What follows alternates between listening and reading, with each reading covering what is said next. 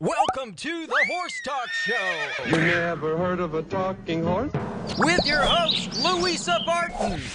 I want to be a famous rider. I should like to race. Presented by Peterson Smith Equine Hospital. Truth is, I help horses with people problems.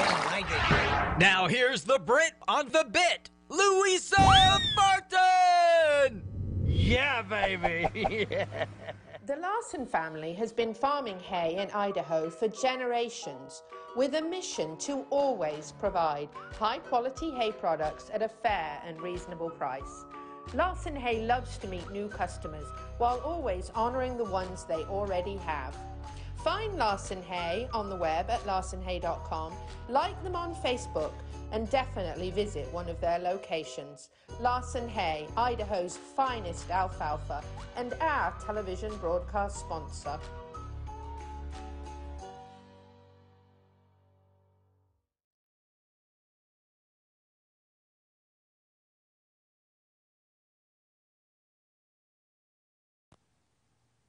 Welcome to the Horse Talk Show. You never heard. Welcome to the Horse Talk Show, presented by Peterson Smith Equine Hospital and Complete Care. Thank you, Larson Hay, our broadcast sponsor, Idaho's finest alfalfa. I'm Louisa Barton in the studio here at the CEP Studios. That is the Chamber and Economic Partnership Studios in downtown Ocala in the horse capital of the world. We've got a great lineup of guests for you today. We're going to have Dr. Angie Yates here in the studio from Peterson Smith. We're going to chat a little bit about chiropractic and acupuncture care for equines. Then we're going to be joined by a couple of special guests here in the studio. We're going to have Jessica Howington here with us. We're going to talk a little bit about her very successful career and her move to Ocala. And we've also got Doug Walsh here. We're going to talk a little horsemanship as well. So a great show lined up for you with some wonderful guests today. I'm going to start off with a little bit of horse news from around the world. Bob Baffert has found himself a sympathetic judge, and we're sharing a photo there with you if you're joining us on Facebook or Equus Television of Gigi, our show director there, with Bob Baffert and his wife. Actually, I think that was the day after the Kentucky Derby. The day after the Kentucky Derby, when he was surprised to be victorious with our Florida-bred Medina Spirit. Our friend Gail Rice, of course, bred Medina Spirit, and that has certainly been an interesting case over the past couple of months that we've been hearing, but the NYRA did suspend Bob Baffert from racing, and a judge has been hearing that case and has said it is unconstitutional to suspend him from racing at this point. So we'll be watching that court case quite carefully and bringing you news from that. Harry Delia, actually the Dutch immigrant who became famous with his very snow-white show-jumping horse Snowman, has sadly died at age 93. Of course, lots of incredible documentaries and write-ups and movies and all kinds of things about that very famous and well-known horse. So very sad to hear that, and prayers to all connected as he really made that horse famous, and of course himself as well. An interesting study, which actually might be a topic for Dr. Adam Kayott in the future, about equine obesity, so much so that in my home country, in Great Britain, they're actually rewarding competitors now for working towards a good body scale for their horses, for horses that perhaps have a cresty neck or are starting to show some metabolic symptoms early on, like easy keepers, as Dr. Kayott actually referred to before, as something to start being really watchful and mindful of. If you have a horse that's an easy keeper or starts to have a bit of a cresty neck, it's certainly something for you to start thinking about, that very early on, actually as early as perhaps even 5, you might have a horse that's starting to be a little bit metabolic. Some of those signs can be outwardly appearance in their weight. So in England, they're going to start actually rewarding competitors who keep their horses' weight down. Now, none of us like to see a skinny horse in a field, and most of us that are horse owners and horse lovers, if we see a really skinny horse in the field, we tend to stop and look and see if the others are also skinny, and if the rest are all healthy and the other one looks a little older, we're a little less concerned. But we do worry about horses that look thin. But actually, it can, in many cases, be very dangerous to have a horse that's overweight, especially if a horse is predisposed to perhaps a metabolic condition or laminitis. And ponies, we certainly see a lot of those kind of concerns. So this is a very interesting program that veterinarians and competitors in Great Britain are very excited about, and actually looking forward to seeing if this helps to actually encourage people to watch their horse's weight. It's in Great Britain actually counts as one of the most health concerns that they have in the equine world related to obesity. So it's interesting that in America, most of our health problems for two-leggeds are also associated with that. So it's an interesting connection there to see that in the horse world as such a big concern as well. So perhaps that's something we will talk to Dr. Adam Yates with about in the future. So this is started actually as a pilot program right before the beginning of COVID, and it was so successful as a pilot program that they actually decided to go ahead and continue on with this, study it some more, and start rewarding athletes for this. We're looking forward, of course, to the opening ceremonies in Tokyo coming up July 23rd. 50 countries are actually going to be represented over that 2 weeks of competition. So we're very excited to bring you news from there. There is actually a correspondent over there for Equus Television who's going to be bringing a lot of the Olympic news. So we'll be able to get lots of updates. Hopefully we'll be able to get her on vMix Caller and get her actually up on the screen here and able to chat to us about what's happening there. Also, our co-host is currently at the Arabian show and is traveling to Oklahoma, and will be there through August the 3rd. So we're going to try to also vMix Caller her in from there, hopefully with some great interviews with some of the people competing. I believe Chestnut Hill Arabians took 12 or 13 horses up there, and I know Elizabeth Pizzoni is up there also for Ocala Equestrian Academy competing. So we should hopefully have lots of that to share with you. We're going to try and get you some footage from the show and share all of those updates. So lots of interesting things coming up over the course of the next month or so that will be happening in the horse world. Not to mention, of course, that the Saturday night Grand Prix are happening at World Equestrian Centre. We'll hopefully be bringing you some interviews and footage from some of those coming up in the next couple of weeks as well. So lots going on in the horse world, as always, lots to follow. And I'm going to talk a little bit about something that I see mixed reviews on social media, and that is horse whiskers. So Piranha, of course, one of our presenting sponsors of our show, put up a wonderful little template and clipping muzzles, question mark. What do you think? You can comment below if you're watching us on Facebook. We'd love to hear. Personally, I love whiskers. I think they're wonderful characteristics of horses, but they're very important to horses as well. They're used for a number of things, and I hate seeing them cut off, especially in competing in shows, and love to see horses with their whiskers. But please tell us how you feel. We'd love to have your opinion, and obviously Piranha wanted to know too, so share that with us. The fly stops here, of course.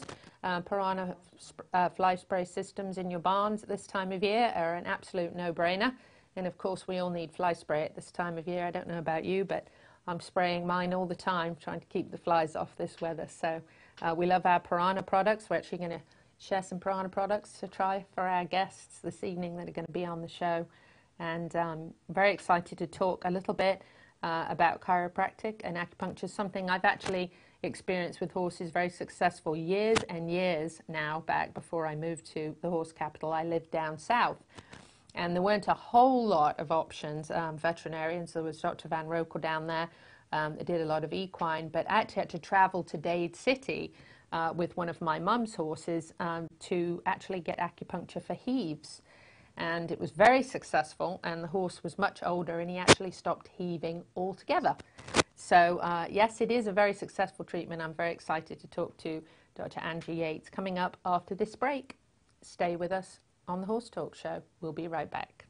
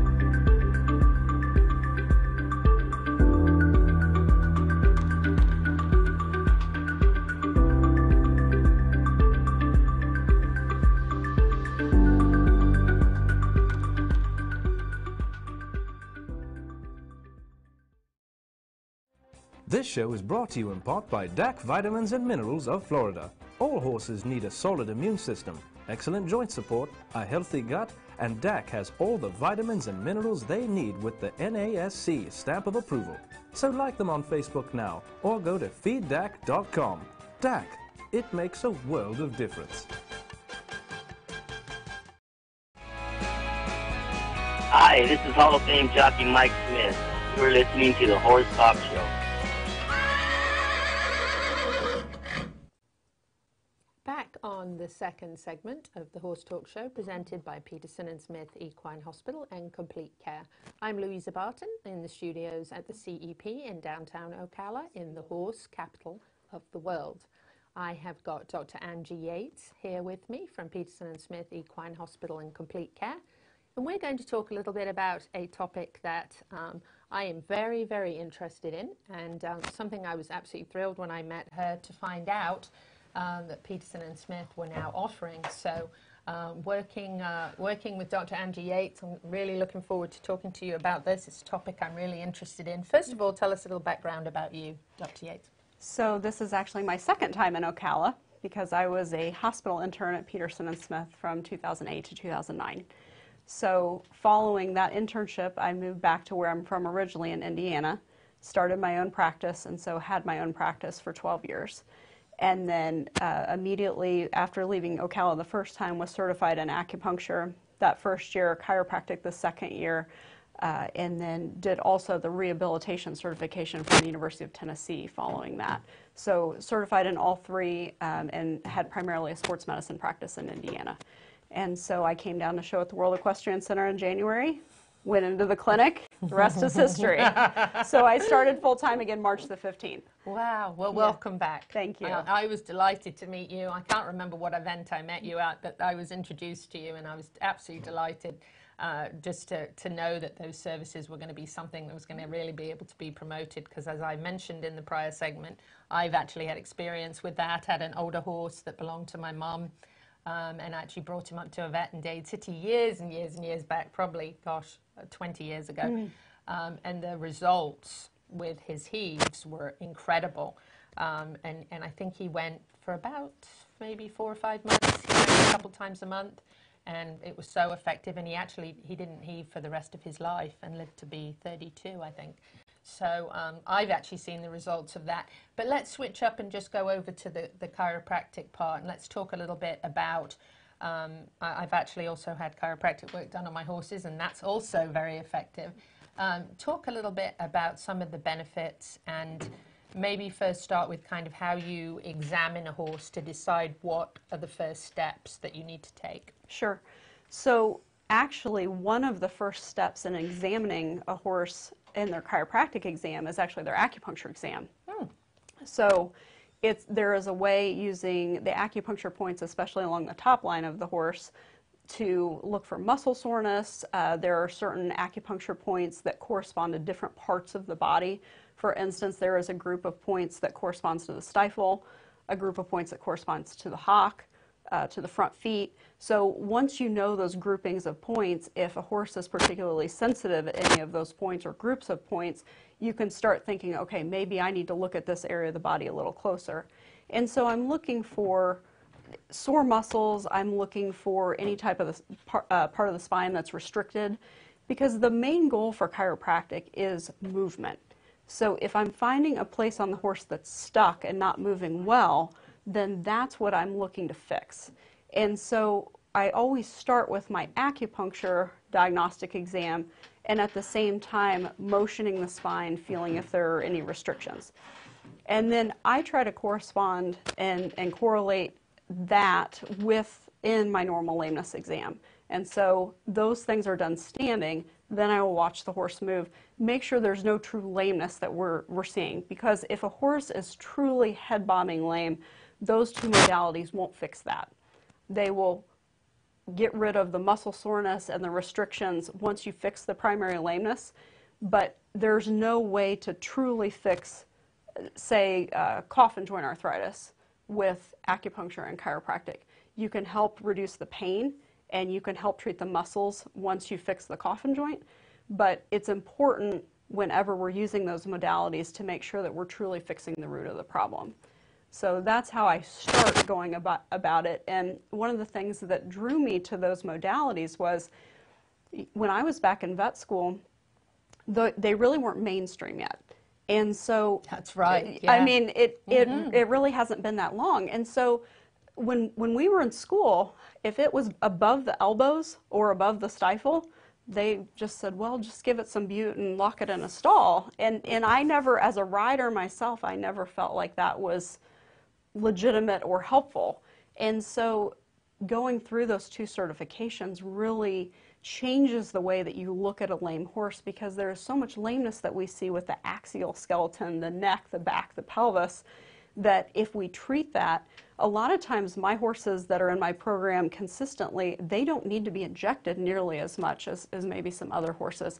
And within my practice, yes, and within my practice, I certainly do injections. However, it's more a part of it rather than the whole practice. Wow, that's amazing. So what you do with chiropractic adjustment is complementary to whatever your base treatment is for whatever the problem is. Once you've done the exam and you've established what's causing the lameness, then you're going to treat the root of the problem, and then on top of that, you've got complementary type of services that actually help with the pain. Right. And a lot of times with a complicated lameness, or especially a hind end lameness, I will try to adjust that horse first, because there are some times where a horse might have a multiple limb lameness, or it's very ambiguous. You can't really tell which leg it is. I hate those. Yes. So sometimes when you adjust the horse, everything is very straight. So it gets lined back up. Everything's lined back up. Then all of a sudden you watch the horse go, and it is obviously left front or obviously right hind. Because what, I never heard that before, but that makes so much sense. And what can happen is the horses are great about compensating for pain somewhere. So if they're not straight, sometimes it's because they're compensating from, you know, a multiple limb lameness, but it makes it very hard to detect the root of the problem with the naked eye. And so if you can get everything straight and lined up, a lot of times then that lameness becomes more apparent, and then we can hunt it down and figure out exactly what's causing the problem. I had never thought about that, but that makes so much sense, because you're right, they do compensate. They shift things to make up for where they're hurting, to take off pressure maybe and pain, and then it would be very hard to tell. Sometimes they're over. I've had that so many times. I've looked at my horse and gone, what's the left? No, it's the right. And I'm looking, I'm going, okay, time to call the vet. Well, and sometimes they do that. Sometimes it is one side versus the other side. And those types of things, those asymmetries, a lot of times those can be fixed with chiropractic. We just have to be careful that I have been called a lot for, you know, hey, can you come adjust my horse? And then if I watch the horse on the lunge line, say it's a new client, new patient to me, and I see a head bob, I say, no, we really need to do a lameness exam first. Yes. We should start with that first. For sure. Gigi just gave me the 1 minute sign. So the good news is we're coming right back with Dr. Angie Yates here in the next segment, going to talk a little bit more about chiropractic and then some questions I have about acupuncture as well. So stay with us on the Horse Talk Show. We'll be right back. Thank you to our presenting sponsor, Peterson Smith Equine Hospital and Complete Care, and Larson Hay, our broadcast and television sponsor, plus supporting sponsors, DAC Vitamins and Minerals, Seminole Feed Stores, Piranha, TT Distributors, and the Hilton Garden Inn, downtown Louisville. This show is brought to you in part by Seminole Feed Stores, family owned since 1934. Manufacturing fixed formula horse feeds with mindful monitoring and quality ingredients right here in Ocala in an all-natural, non-medicated feed mill. Seminole Feed, simply the world's best and safest feed. Like them on Facebook now or find them at SeminoleFeed.com.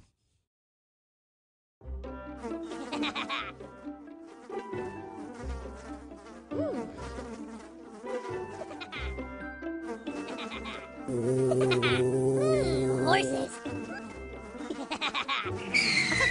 Piranha! Oh no! Oh, the humanity!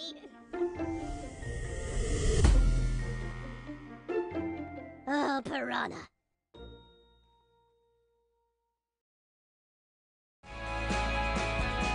Hi, this is Hall of Fame jockey Mike Smith. You're listening to the Horse Talk Show.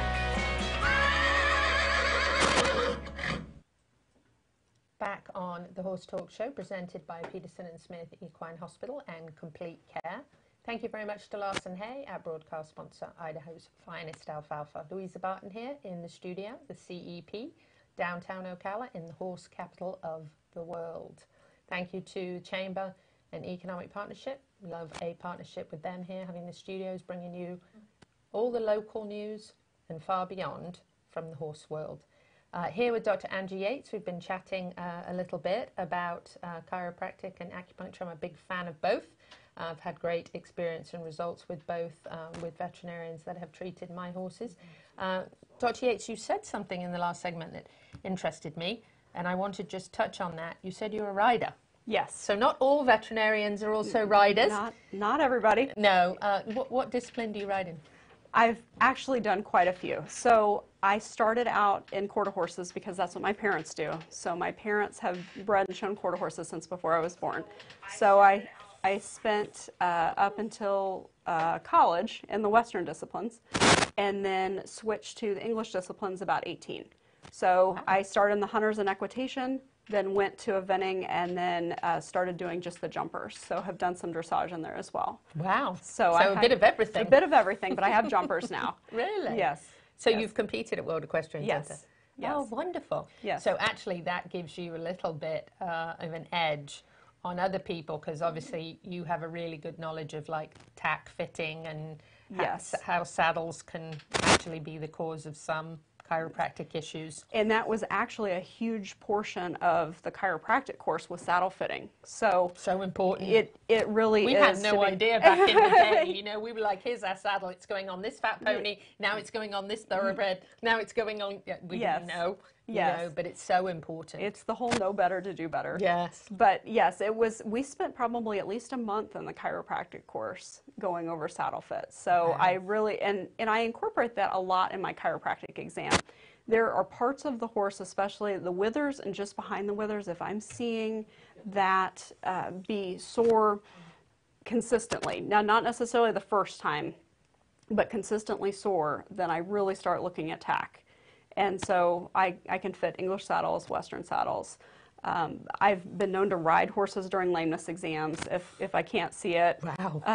I try to have a helmet in my truck. But that's wonderful. Yeah, Do you feel some things on? So you feel things on the horse that you actually recognize as a problem? Yes, yes, and especially the asymmetry. So a horse that canters very well one way, but doesn't the other way, those horses tend to be chiropractic cases. I feel that chiropractic tends to improve the canter much more than the trot. And so if a horse isn't right at the trot, typically, again, a generalization, but I tend to go for more of a traditional lameness exam on that horse versus the canter. You know, when we do lameness exams, we're doing them at the trot. That's a symmetric 2-beat gait. Both sides should be the same. Both diagonals should be the same. But the canter, we don't typically base our observations in a lameness on the canter. We will watch a horse walk, trot, canter on the lunge line, but we don't base the lameness exam on that, if that makes sense. So if I see a horse on the lunge and the canter is what I don't like about the way the horse goes, that tends to be very likely a chiropractic case. Really? Mm-hmm. How interesting. I've learned a lot already. I see Gigi has too. She's going, yes. So talk a little bit about how the acupuncture plays into this, and kind of at what point that's either recommended or decided as it might be the best course of treatment. Sure. For musculoskeletal problems, I like acupuncture more at a horse show. So it doesn't have a long duration of action. So when we're dealing with FEI horses, horses that we can't give drugs to, horses that need to compete very quickly within the time frame, the treatment time, I like acupuncture for those horses. But like I said, it doesn't have a long duration of action. So if you're doing it at home to really get the maximum benefit on an acute problem, you might have to do it 3 times a week, every other day. Say you're treating a facial nerve paralysis or a radial nerve paralysis, something like that, that, you know, there was an injury in the pasture that you're treating. A lot of people don't realize that it has to be done so often. And so becomes hard with scheduling and finances and things like that to really see it through the way it needs to be seen through. And so that's something I try to educate clients on, that sometimes it gets a bad rap for not working or not being effective, but it's not truly being done as often as what it needs to be. If you have a chronic condition, you know, maybe you can get down to once every 2 weeks or once a month, things like that. But in my sports medicine practice, I like to use acupuncture at a horse show, or, you know, say we've got an FEI horse competing in several days to a week, which is relevant to our world right now because we're getting ready for the Olympics. Right. And so that's going to be a modality that's definitely used a lot at the Olympic Games because it's so good for controlling pain and sore muscles. But competing at that level, those are certainly concerns. Yes, yes. And so just on one of our horses at home that, you know, treating routinely, if I have a horse that is very muscle sore still after the adjustment, then I will go ahead and put needles in that horse. The other thing about horses versus small animals are that some horses don't appreciate the needles. So, you know, we've all seen the picture of the horse that is asleep, has the needles in, just loves it. Well, there are some horses that are the opposite. So, for instance, someone the other day, they asked me if I would do electroacupuncture on their horse, and I said, yes, that's fine, but I do like to do just the plain dry needles the first time I put needles in a horse. And this horse was very good, and so then the next time I went out, you know, I hooked the electrodes up and ran the current through the muscles. Very similar to most people now have used a TENS unit. Right. And so that's going to be very similar. But better to do needles first to see if the reaction is the needles or something else. Yes, I mean, some horses just really don't appreciate it. And so sometimes, you know, if we really need to get those horses needled, we can do sedation. You can use a laser on the acupuncture points. Sometimes I will do acupressure instead of the needles to stimulate the point without actually putting a needle in. Wow. So yeah, so next time you're in here, we'll have to talk more about the acupuncture with the electrodes. Mm-hmm. So that would be even more of an advanced treatment. Yes, it's more stimulating even than just the dry needles. Oh, wow. So, okay, I've never actually heard of that or seen it or anything, so I'd be very interested in learning a bit more about that. But usually you always try the acupuncture, just regular first, to get them kind of used to it. Yes, and everyone's different. But it's less traumatic for the owners and the horses if we just say, let's see how you're going to tolerate this. That makes sense. Yes. Yes. So apparently there are horses that are needle phobic, just like there are people, just like me.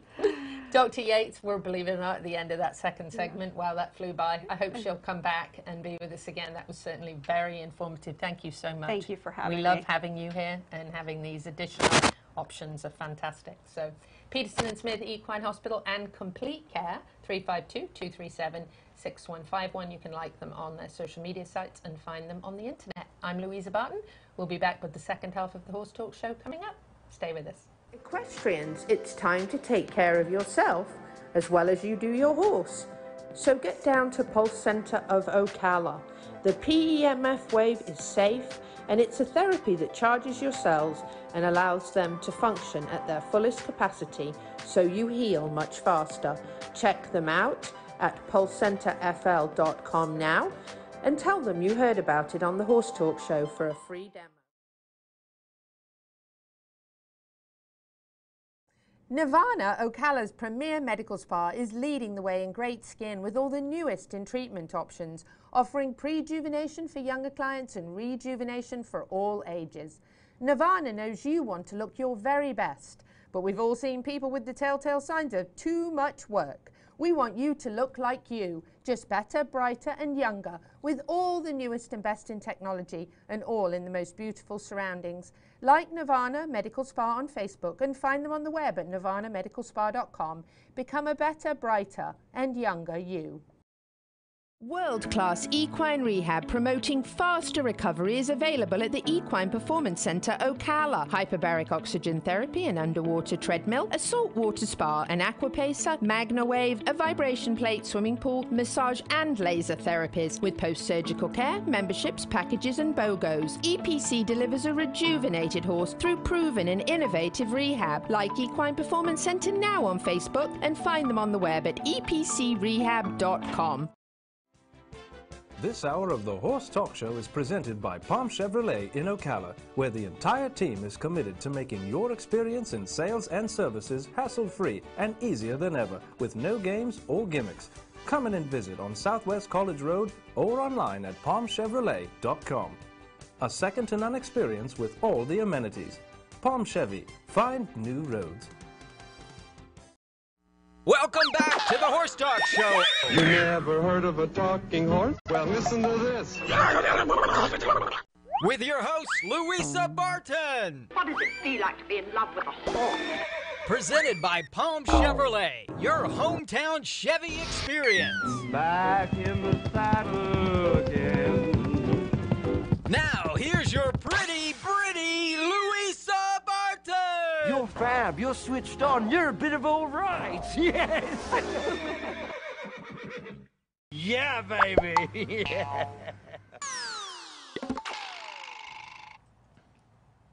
Welcome back to the second half of the Horse Talk Show, presented by Palm Chevrolet, your hometown Chevy experience. Thank you to Larson Hay, our broadcast sponsor, Idaho's finest alfalfa. I'm Louisa Barton in the studio here at the CEP Studios in downtown Ocala, in the horse capital of the world. We've got a couple of special guests here in the studio. Actually started out with Jessica Howington coming in, and then she said, well, Doug Walsh is my fiance. Yes. Yeah. And he is a horsemanship guy. He's got dark horse horsemanship and is very well known internationally. And I said, well, let's have him on too. So we're actually trying 3 guests in the new studio here for the first time. So a minute ago, I thought Doug was after going to sit in my lap to even be on the camera. But yes, move over. Anyway, I'm thrilled to have you guys here. It's lovely to meet you both. Thank you for having us. Thank you for coming in. They're actually going to be with us for the rest of the show, which is great. So I'm going to start with Jessica, ladies first. Ladies first. Ladies first. Jessica, tell us a little bit about your background, how you got started in horse riding and what age you were and what sport you got involved in. Sure. Well, I guess I got started really little. My parents always had horses, so my mom would put me in front of her saddle when I was a little tiny baby. And it just went from there. Yeah, exactly. And so it went from there. Then I started riding. I had an old mare who I just would ride bareback. And we were at a boarding facility, and then I saw someone jumping. And I said, that's what I want to do. So it just kind of kept snowballing. So I did eventing for a really long time, and then eventually decided my love was dressage. And here we are. And about how old were you when you got just into the dressage? I guess maybe 10 to, no, I guess 12, about 12. Mm-hmm. I was probably 12 years old. And the eventing was very exciting, of course. Very. But the dressage is very beautiful. It is, yes. It was more my style, and I got a little nervous jumping the really big jumps at some point. I did eventing in England, and I have to say that some of those cross-country jumps were quite scary, quite large. I remember one in a course in England that I did. It was called the Shark's Teeth. Oh. Yes, and that's what it looked like. It was a reminiscent of a Jaws movie, and a quite scary jump, I have to say. When I was looking at it, I thought, gosh, if I fell into that, we'd both be, done. So yes, I can totally relate to that. So as you progressed on in dressage, you've obviously come to a level that's off the charts. Very exciting, obviously, for you. Talk a little bit tell us first of all about your horses. I know you have a couple in the barn right now. Mm-hmm. Of course, Cavalia. Right. Did I pronounce that properly? Yes. Okay, good. It feels so nice when you say it. It's a beautiful name. It's Cavalia. It's such a romantic name. And then J'adore. It's also lovely, what do you have lovely named horses? Cavalia is 14.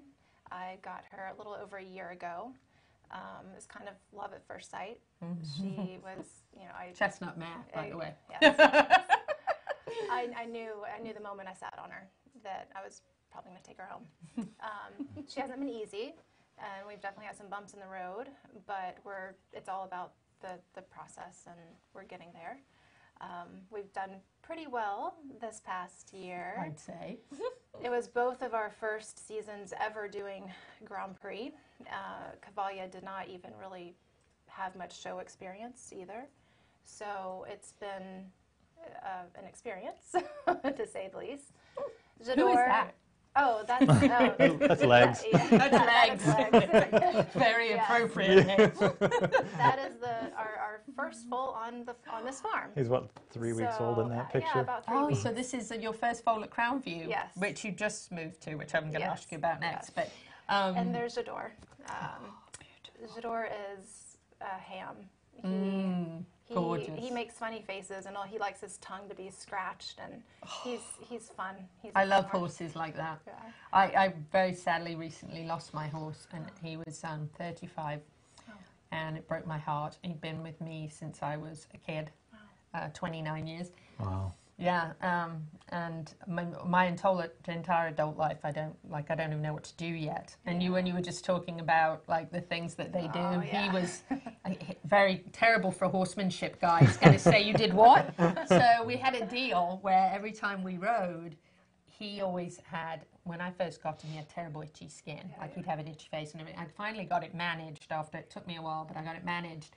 And when he got sweaty, his face always got itchy. So when I got dismounted when I got off him, and the deal was I had to go around the front, and he had to scratch his face on my back. And that was just a deal, and we both liked it. It's about the partnership. Yes, exactly. There you go. I like his horsemanship already, because some trainers would go, you did what? Yeah, and he got a carrot too, but he rubbed on my back, and my back liked it, and his face liked it, and it was just, and if I forgot, I would get reminded, like, hey, we got this deal. Yes, round the front. You carried me 7 miles down the beach. I'm going to go round the front, and let's just get this done. But yeah, that was so you made me think of it, because he was like that, one of those hams, that. And I love horses like that. Me too. That would get in your pocket if they could, or sit on your lap, So, so he's cool. Very, very cool horse. So, tell us a little bit about Crown View. You moved from Wellington to Ocala. We did. I wish I'd met you first. I'm a realtor. Oh, yeah. Could have helped you, but I'm sure you had a very good one. We did. We came up from Wellington. Kind of the thought was to start having our own foals. So we're slowly getting into the breeding side of everything, as you could see from our first foal on the farm. Legs.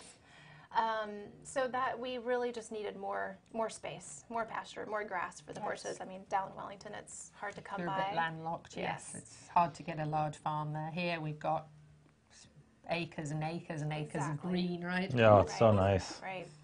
So that was the thought of moving up here to kind of expand the business, have some more land, and foals. And foals. So first one on the ground. So the goal is to start breeding here. Yes. Raising your own. Yes. Do you, and it's probably a silly question considering your fiancé is in horsemanship, but you like starting them yourself? I do.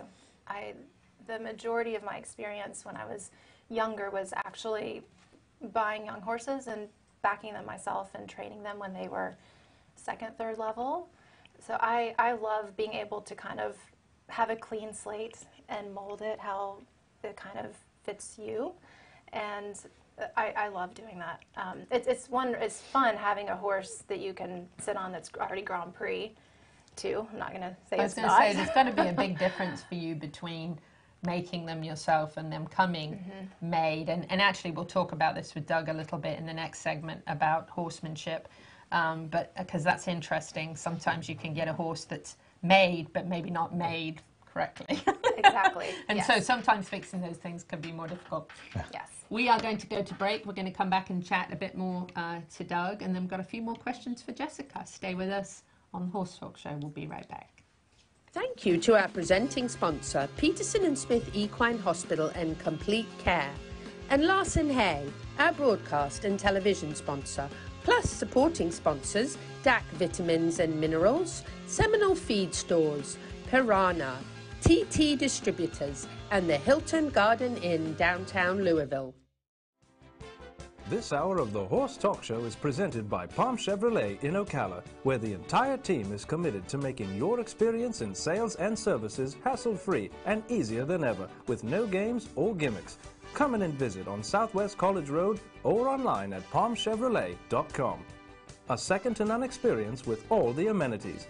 Palm Chevy. Find new roads. Nirvana, Ocala's premier medical spa, is leading the way in great skin with all the newest in treatment options, offering prejuvenation for younger clients and rejuvenation for all ages. Nirvana knows you want to look your very best, but we've all seen people with the telltale signs of too much work. We want you to look like you, just better, brighter and younger, with all the newest and best in technology and all in the most beautiful surroundings. Like Nirvana Medical Spa on Facebook and find them on the web at nirvanamedicalspa.com. Become a better, brighter and younger you. World-class equine rehab promoting faster recovery is available at the Equine Performance Centre Ocala. Hyperbaric oxygen therapy, an underwater treadmill, a saltwater spa, an aquapacer, MagnaWave, a vibration plate, swimming pool, massage and laser therapies. With post-surgical care, memberships, packages and BOGOs. EPC delivers a rejuvenated horse through proven and innovative rehab. Like Equine Performance Centre now on Facebook and find them on the web at epcrehab.com. Hi, this is Hall of Fame jockey Mike Smith. You're listening to the Horse Talk Show.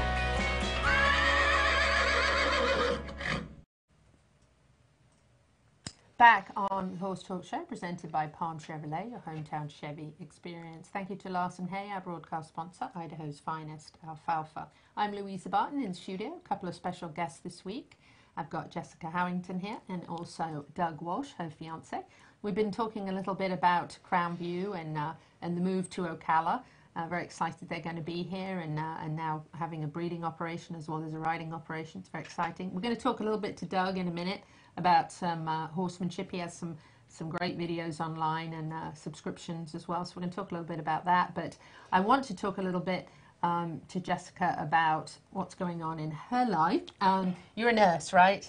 A nurse practitioner. Nurse practitioner, right. And so you dealt with a lot of the COVID situation, obviously been very challenging, right? Yes.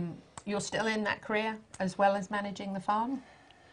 Right now, no. I would like to continue at least working a little bit as a nurse practitioner.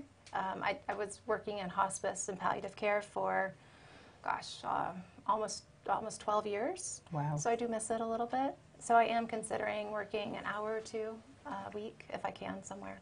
And managing obviously both the farm and that's a lot, especially with breeding and training. Talk to us a little bit about the Olympics and the mandatory outing, and this has got to be quite an experience. Yeah, it was very, very special. Very honored to be chosen to go. The first day didn't go exactly as planned. Learned a lot from it. You beat yourself up about that, though, I read. I did. I did. You know, I did learn how to guide Cavalia better in stressful situations. She's kind of the type of horse where she sucks back and goes in her shell and doesn't want to go forward, where some horses, when they get nervous, they want to bolt or do something different. So I really had to take a step back and go, how can I help my horse when I'm in this situation again? So luckily, we kind of figured it out, and Friday was a much better day. I was very happy with Friday, considering Wednesday, not so good. But it is about... It's good if you get a lesson, though, and hey, it's better get the lesson there than when you're really under the extra pressure. Yep. So like I said, it's a learning process, and it's learning Cavalia too. Our partnership is so new, so it. And Cavalia didn't have much show experience, and it was both your first years doing the Grand Prix, and so it was her first time under the lights and with with an audience, because we hadn't had an audience really with COVID. Speaking of COVID, it was the first time she was in front of a big crowd. So just the noise of the crowd and silverware on the tables, it's a new experience. Yeah. Whole new thing. So well done. Thank you. Congratulations. Thank you. Talk about getting ready for this now. I mean, is it overwhelming? Yes, but it's my love. I mean, horses are my life. So it's work, but it's not, truly. So was this kind of like the bucket list for you? It is. My bucket list continues to actually riding in the Olympics. So we have a couple years to keep working hard at it and learning each other. And you have a new horse? And I have a new horse. Oh, you have another new hopefully horse. going to get it on Friday. Oh, really? Quarantine, yes. Oh, wow. And what horse Got a cool is name, this? too. Oh, of course. Something romantic, perhaps? Her name is Sangreal. Oh, lovely. Which means royal blood. Can we hear you say it, though, Price? Sangreal? Yes. I love it. You're going to have wonderful named horses. Legs is going to have like a romantic name. I know. We need to change it. Definitely. What's legs in French? Somebody look it up. So I'm hoping to, maybe in 2 years, I'll have her at a point where it might be a possibility. But we'll see. How exciting. Yeah. Yes, wonderful. And she's coming from where, the new horse? Germany, Denmark, Germany. She's kind of been a couple different places, and she's in quarantine right now. So. Wow. Yeah. Gosh. Well, you have to send us photos. I will. And videos. I will. Let's switch it up a little bit, and let's talk a little bit of horsemanship. How long have you been in the horse world? So interestingly enough, I wanted to be around horses as a kid, but I had horrible allergies to the point where my allergist was like, sell all your animals, like the hypoallergenic sheets, don't go outside. And so I couldn't really be around them until I was an adult. And so it was really interesting because the first horse that I'd purchased in my 20s was a horse that was challenging. And so I wanted to find someone to help me out with that. And I found a gentleman by the name of Sam Brown who's up in Pennsylvania. And I said, here's the deal. I said, I want to learn everything that you're doing. And so I started working with him. And this was about, I guess, about 14 years ago or so, and he was, you know, he was one of those cowboys that was like, you know, give me your horse and come back in 30 days. And I'm like, I'm not leaving. I'm going to come every night, and I'm going to work with my horse every single day. And then he said, wow, he said, you really have a gift for this. And so I kind of took that and look at, a lot of people ask me, well, who do you learn from? And there's a lot of people from, you know, Bill Dorrance and Tom Dorrance and Buck Brenneman and all these great people, Tristan Tucker in Europe, and all these great people. And so I try to learn as much as I can from them. But my horse is the teacher. Each horse I work with is the teacher that I have, and then I just use those as tools.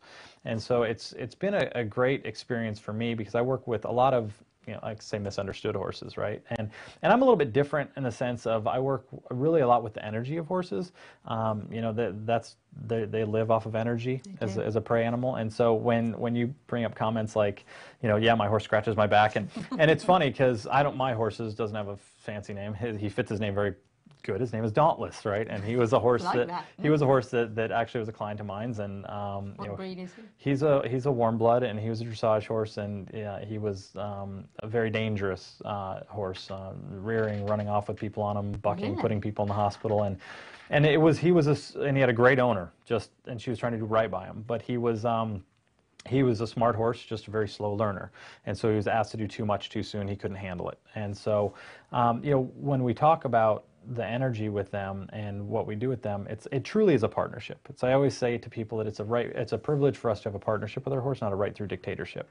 And I like that. And so, like, when it comes to treating and all this stuff, is like, I don't give treats to Dauntless because he's a cookie monster, but if he has a good ride, I'll put him in his bucket, and he's completely fine then.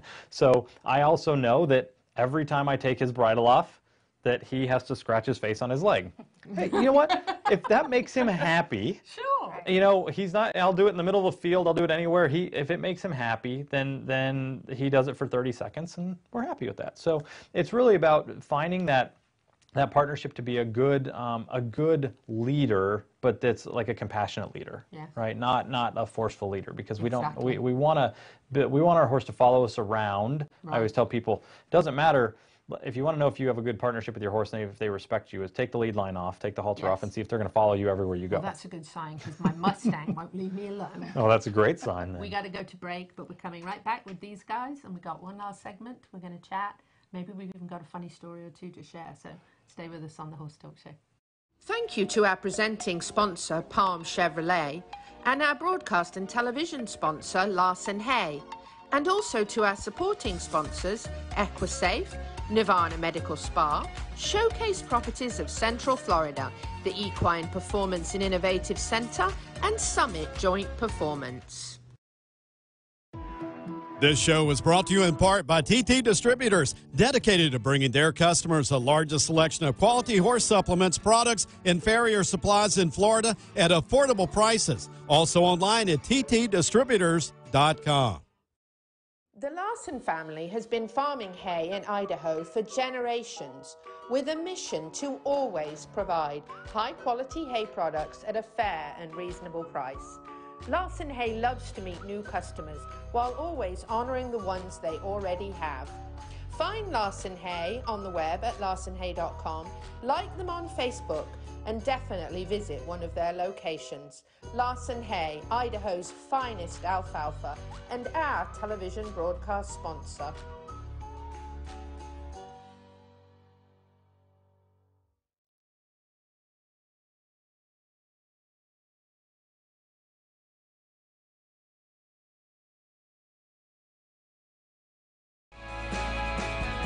Hi, this is Hall of Fame jockey Mike Smith. You're listening to the Horse Talk Show. Back on the last segment of the Horse Talk Show, presented by Palm Chevrolet, your hometown Chevy experience. Thank you to Larson Hay, our broadcast sponsor, Idaho's very finest alfalfa. I'm Louisa Barton in the studio here at the CEP Studios. That is the Ocala Metro Chamber and Economic Partnership studios in downtown Ocala, in the horse capital of the world. Got a couple of equestrians here. I've been talking to Jessica Howington and her fiance, Doug Walsh. We've been talking a little horsemanship. Jessica, switching it back over to you for a second, how has, I think I asked you guys how long you've been together, but how has the partnership between you two with the horses, with you doing the dressage and competing and going pro and working with Doug and him helping you with his horsemanship, how do those kind of two worlds come together, and how does that help both of you? I'm sure you are probably able to help other dressage riders in her circle with some things, and I'm sure you're able to kind of give him some insight into the dressage world so that he can help other people, right? So I guess one good example is young horses. Yeah. So important, so important to get groundwork done, Doug, i.e. Doug, and really get them understanding everything that needs to be done from the ground, and then get on their back. So I think that's something that we offer that a lot of people don't. That is huge for any horse. So important for the horse's happiness and everyone's safety, including the horse, and just the general understanding of what's going to happen next. Yeah, and then we get horses in anywhere from yearlings to 2 years old, so we spend that time with them, making sure they know how to balance themselves before you put weight on their back, making sure that they can use their brain to make good decisions. It's not about, I'm probably one of the horsemanship people you'll hear, I don't believe in desensitizing horses really. I think they need to be sensitive to the right things, and they need to understand the things that shouldn't bother them. And it's great because Jessica is a great dressage rider. I'm a huge believer in any discipline that dressage should be the foundation of any discipline that you do, and riding through your seat and everything. So it's been great because then she's been giving me lessons on how to be, because I want to, actually I've signed up for my first dressage show with Dauntless after 2 years of working with him. Oh, so cool. We're going to be doing that. So when is that? We need to watch that. I don't know. It's going to be what, the end of August. And so is that going to be here or in Wellington? No, we're coming to watch that. Well, we need to date. No, we need to date, but be there with the camera. I'll tell you secretly. And but no, it's great because it's I think to be the best, I talk about natural horsemanship, and I use that term kind of just more because it's how horses work together in nature, how they communicate with each other in nature. But when it comes to the riding aspect of it, it really is about putting it all together. And working with Jess has been great on the young horses because it just works very well when you have a horse that understands how to move off of pressure and leg and how to move the different quadrants of their body before you ever sit on them. Makes life a lot easier. That's so true. And then it produces a much nicer, happier horse that they can do all the other things, stand on cross ties, and not just the typical things, but they know how to use their brain better, so they're going to be better overall. I think that's so important. I think you're right. That gets missed an awful lot. Yeah, because we have one, like in performance horses especially, and that's predominantly what I work with now is performance horses. It's like you're always looking at like the jumping or the dressage, and it's like, well, this is where we have to be, and it's like, well, if we have like a year and a half, 2 years before we can get on their back, let's work on all that stuff. So then it's ingrained in them, and then we have a better partnership when we do get on their back then. Yes, that's very true. I've done a lot of that with my Mustang in the past 12 months or so, you know. He was too young to start riding anyway, so since I got him, which was beginning of 2020, that's what I've been doing with him, is a lot of ground, you know, type work to get ready. And actually, we only sat on him the first time right before actually I broke my neck. I broke my neck on the horse, by the way, in a vehicle. But actually, we sat on him for the first time in end of January, beginning of February this year. And we just sat on him, you know, just so we could just feel it. And he was like, okay.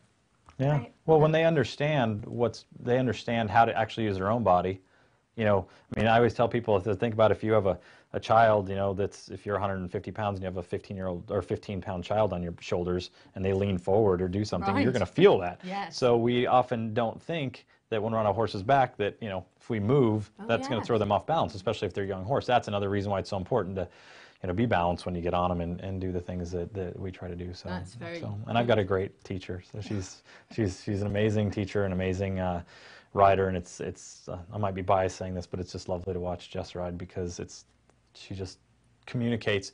I think when you're in that level as well, it does go back to the energy and communicating with your horse. And her and Cavalli have a pretty young relationship, and to see even how she handled herself in the trials down there is that she just brought everything back together and finished off with a pretty nice test. You know, and that's hard to do in that type of pressure, to not get frustrated. And it was awesome to watch. So inspiration to a lot of people that do this. So. I know. I've watched her videos and seen your photographs. It's beautiful to watch. So. Yes, amazing, really incredible. You mentioned something, and actually Liz Wheeler, I'm going to mention Liz Wheeler because she commented last week on fireworks. We asked people to talk about fireworks, and very fortunately, before my older horse passed away, he was kind of the herd lead, and he was actually a Marion County Sheriff's horse for a long time. Oh, very cool. He was actually okay with lights and sirens and helicopters and fireworks and everything. So when the first fireworks went off around my Mustang, Sonny was like, whatever, I'm eating grass. It doesn't matter. This happens every New Year's and every July 4th. It's okay. So the rest of the herd is like, oh, it's fine. No big deal, right? So fortunately, I did have an older, more mature horse that kind of led the way as far as that. But a lot of people were commenting on the show last week about fireworks and the experience they had and everything. And Liz Wheeler actually commented on this guy shooting off fireworks in her gate when she got home. You know, and it was another person actually mentioned, I wish I could remember who it was, mentioned actually almost getting run over by a yearling who was spooked by them, which makes sense. But just a bad experience. What advice can you give people on that side of the fireworks and how they handle it? Well, another person mentioned that they put the horses all in the arena together, so they weren't in a stall and they didn't feel quite as trapped. What has been your experience in your horsemanship for dealing with these things? It's hard. It's not an easy thing for horses to get used to. No, and it's not. And it's funny you mentioned that because I have a horse that's with us right now and great owners, and the horse has had major issues with fireworks. Like she'd have to, like, you know, this is a horse that would go after and attack you if you walked in the stall, but then if the fireworks were going off, would be like, come, like, get underneath me and just stay with me. And so a lot of issues like that we talk about, just helping the horse's confidence, right? Because it's not about, it's like being in a good relationship. Like my relationship with Jess is an independently together relationship, right? So we come together to back each other, but she's confident, I'm confident, and so horses can learn that as well. Now, you mentioned something really good with a good leader. So this horse I worked on with her, started off with flag work, and then I brought out a bullwhip, and I got her used to those things. And then when she got more used to those for 4th of July, then we put her out with a couple horses, and she didn't lift her head up off the grass when you know, just last week, you know, whenever that was. So it was just taking your time with them and getting them used to that and having confidence. So. Building confidence. Wow. So this show went by so fast, and Gigi's like, and that means we got to go. So I want to thank you both so much. Real quick, how do we find you to get more horsemanship? My website's really easy. It's naturalhorsemanship.com. Look at that. Naturalhorsemanship.com. You can get some help. Yep. Thank you both. Thank you so much. Whether you're in Ocala, Marion County, the horse capital of the world or not, happy horsing around. Until the same time next week.